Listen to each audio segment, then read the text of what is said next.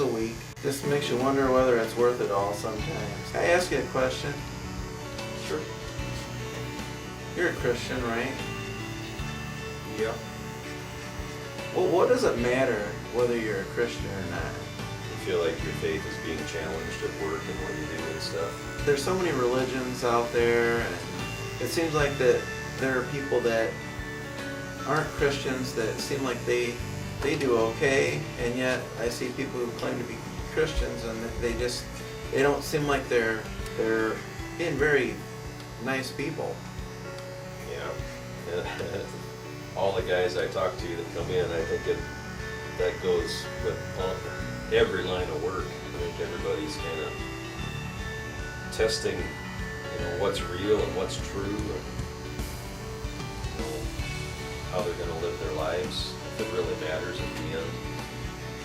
And I guess, connection to your question there, I would, yes, consider myself a Christian in one sense, but also, more importantly than that, I think the word Christian, in essence, is to be a follower of Jesus. And for me, being a follower of Jesus is about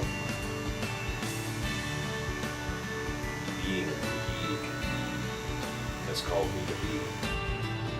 Hi, I'm John.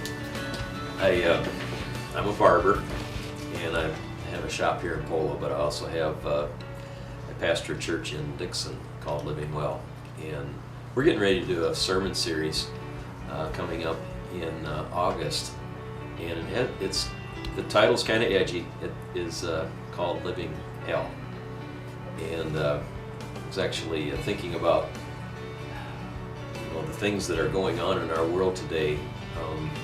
A lot of people would describe their life as kind of a living hell right now, and so as I read the Scripture, I know that there are some things that the Bible has to say that really help us to move from what I believe life feels like sometimes, living hell, to living well. Let me just kind of quickly give you a rundown on how this series kind of fleshes out.